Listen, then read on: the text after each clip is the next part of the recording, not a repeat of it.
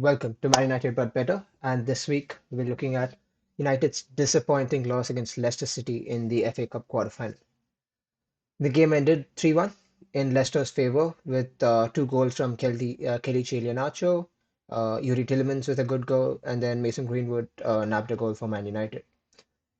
Now, usually I look at the stats, I look at how each team performed, how each players performed, where they could have done better. But I guess this game there wasn't much. There wasn't much from Man United in terms of performance. In today's episode, I'll try to look at what were the possible causes for this, who's at fault. I mean, there's definitely not one single culprit. There are a lot of people who are at fault for what happened today. So, okay, let's start with the starting formation. Firstly, Pogba has been injured for a couple of months. Donny van de Beek has been injured for a couple of months. Martial has been injured for like a month. Teles doesn't play much football. Matic doesn't play much football. Now, Man United started with all these players in their starting 11. And United usually play a 4-2-3-1 system. Today, they played more of a 4-4-2 diamond or a 4-1-2-1-2 system where you have one deep lying midfielder in Matic. Then you have Pogba on the left, Fred on the right as number eights. Then you have Donny playing in the hole, and you have like Martial and Greenwood playing as split strikers. I think this was the wrong approach by Ole. I mean, I do understand the need for Bruno Fernandes to get a rest. I understand the need for Scott McTominay to get a rest. But I mean, after this game, it's the international break. It's not like United are going to play another game. And even in the international camp, all these players are not going to play 90 minutes. They will be rotated.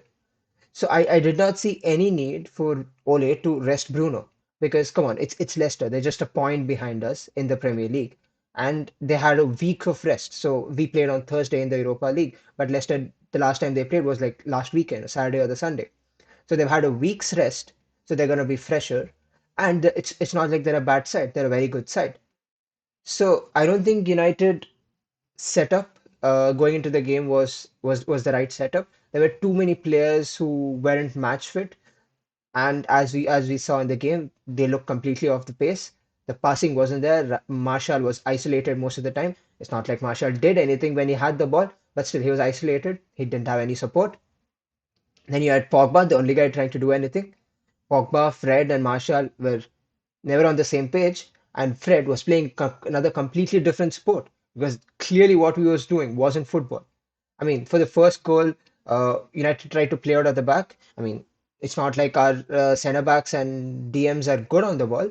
Maguire plays a simple pass to Fred, who either is gonna put some power on the ball and pass it back to the goalkeeper or yeet it forward, just kick it forward. It doesn't matter.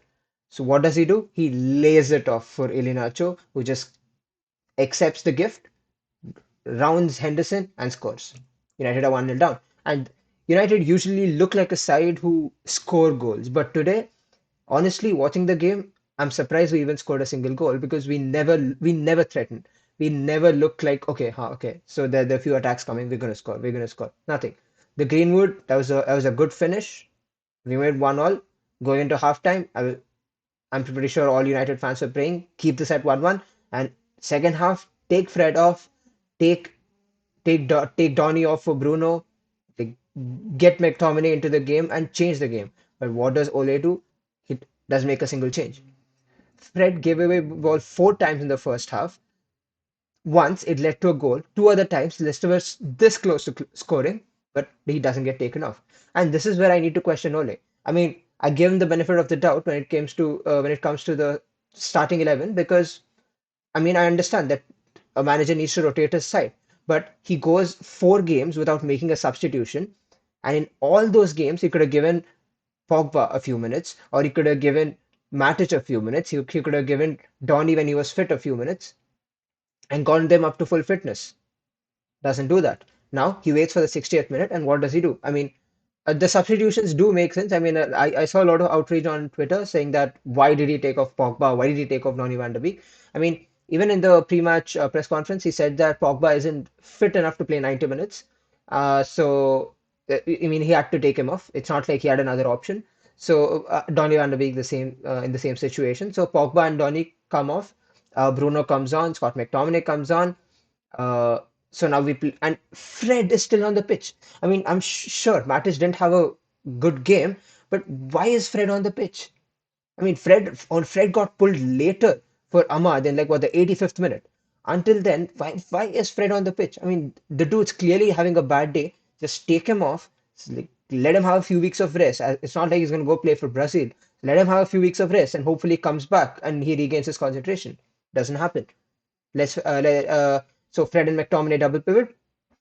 They just let Fred just lets Yuri Tillemans run through. And our defense with the sheer lack of pace in the defense, they start backing off, and then our midfield doesn't want to make a tackle. Yuri Tillemans just runs straight, sees an opportunity, shoots. It was a very good finish, but still, I'm like you cannot let an opposite number 8 get into that position. I mean, someone put a leg in, someone make a challenge. Oh, it was a very frustrating game to watch. And then United tried to attack, get Bruno on, try to play a few passes, doesn't work out. Then Leicester get the third, and that's game over. This was, I have to say, the bulk of the blame has to go to Ole. I mean, I I want to give him the benefit of the doubt, but United have a very bad trend of bottling important games. I mean, even the fact that we went out of the Champions League the way we did, losing to PSG, losing to Leipzig, where we just needed to get a draw at least one of the two games, was bad. Now, now the way we are, we bottled it against Leicester. I mean, sure they're a good team, they did play well, but you don't lose 3-1. I mean, if it was a scrappy game and they won 1-0, I'd have taken it. Shit happens in football. Or is it a game where both the teams go for it and it's like a 3-2 or a 2-1 or a 4-3? I'll take it. It happens. At least United would have tried to win the game. But today there was no intent, there was no passing, I, I honestly, it's yeah, there's literally nothing positive from this game. I can't even think of one positive performance apart from Greenwood getting his goal, getting a little more confidence, and hopefully at least he starts scoring because honest to God, I've lost faith in Martial. I mean, I like Martial. He's one of my favorite players at the club. He had a brilliant season last year where he was like our top scorer, and that too like completely without penalties. This season is just, and I don't know what is wrong with him. I mean, it's most probably a confidence thing, but he's a dude who's pretty good on the ball. But today his first touch was all over the place. I mean, I almost thought he got a red card when he lost the ball on the first touch, and then he tried to win it back and tackle Yuri Tielemans. Thank God he put his foot down before he made contact with with Tielemans. So that was like a just another 50-50. So yeah, it's disappointing. It is really disappointing that the United went out of the FA Cup in the way we did, especially when at halftime the draw happened, and usually United always get the hardest draws. But if we had won this game, we had Southampton in the semi-final, who we beat 9-0, and the other semi-final was City and Chelsea. And this was like the easiest way to the final. I mean, Ole could have broken his semi-final curse and made it to a final, but unfortunately, it wasn't gonna happen today. I mean, it was a it was a very frustrating night. I mean, I don't want to be too reactionary. I mean, still a lot to fight for this season. We're still in the top four. I mean, I know it sounds ridiculous, but yeah, we need to keep hold of that second place and try to win the Europa League because that's the only competition we're left in. FA Cup was going to be difficult because in the end you had to play one of either Chelsea or City, who it's not an assured win. And in the Europa, I don't think they're that hard of an opponent unless Arsenal make it to the final. So yeah, United do have a good chance to win the Europa League, but as of the FA Cup goes, it was very disappointing.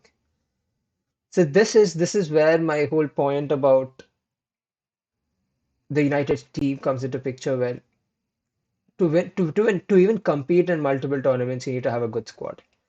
Because especially the Europa League, you play two more games because there's like a round of 32, which again adds games to your calendar. And unluckily for United, our round of 16 and our round of 32 stages, we had very good teams in Real Sociedad and AC Milan. So it's not like you could play a rotated side in at least one of the legs. You had to play your best 11 in both the games to make sure we won. And another thing is that apart from the starting 11, I can think of, say, two players who I think Ole trusts and or are good enough. I mean, it's arguable that whether Fred and McTominay are good enough to play in this United team, but we have to give them the benefit of the doubt, the fact that they played well this season and most of the games at least. But it's clear to see that they still aren't good enough to play for Man United. So the fact that we barely have a bench and the fact that we had a mini injury crisis where most of our players were injured during the same time did contribute to this result. It's not the end of the road, but I think these are the games which Ole needs to win to gain some trust. Like I don't think the United fan base is definitely divided about what they think about Ole.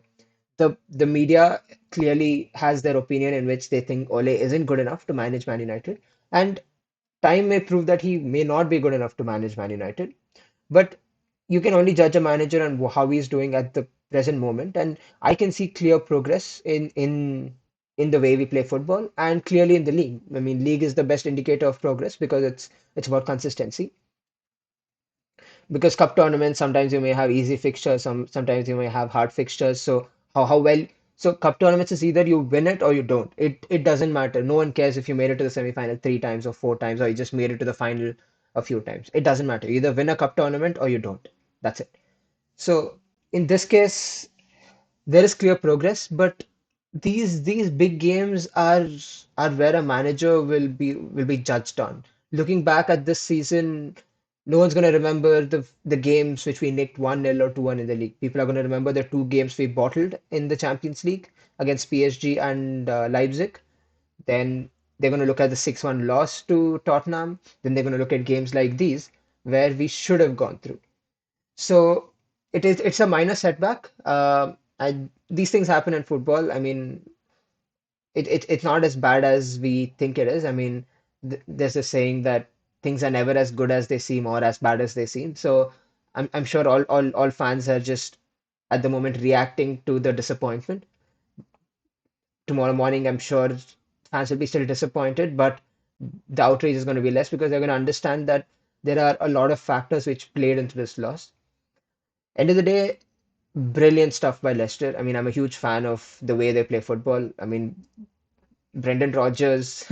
I mean, I would have really liked him if he hadn't managed Liverpool, but yeah, he's doing a brilliant job so far at Leicester, especially with the squad he has. They've had amazing recruitment. I mean, Fofana is a Rolls Royce of a centre back, and he's honestly better than what we've got at United. The Yuri Tielemans. I'm uh, I don't think anyone is going to argue with me if I say that Tielemans and NDD are going to walk into the United midfield. I mean, any United fan would take Tielemans and NDD over McTominay and Fred any day, any day. So clearly, the team still lacks quality. So United need to invest smartly in the upcoming window. I know there are a lot of talks about Haaland and Sancho. I mean, as good as it would be to get more attackers, I think United's problems are in defensive midfield, are in the centre back areas. So as long as they don't bolster that region of the pitch, adding more attackers is not going to make any difference. I mean, if we had Haaland today on the pitch instead of Martial, I don't think he would have scored because he would have never got the ball. So I don't think. I mean, it's you need to have a Haaland, but I think you add that marquee signing after you have a very good base to build on. So you get a CDM, you get a centre back, get a creative right wing, and then maybe in the next window you add a world class striker. So all in all, I'm sorry that this episode has a different structure compared to my the usual episodes, but honestly, there was nothing to break down. There were no silver linings. The top three performers of the day for me were Tielemans, Iheanacho, and Fofana. There were all three of them were solid today. And as for the bad performance, I have to give it to Fred. I have to give it to Lindelof because he's partly responsible for the second goal, and Ole because this was a complete Ole disaster class. So hopefully United will get back to winning ways. I don't think we this episode is going to come back for a while because there's the international break coming up. But we'll keep an eye on what happens in the international games and expect a video if anything interesting happens during the games. So until then, take care, stay safe, and I'll see you guys again. Bye bye.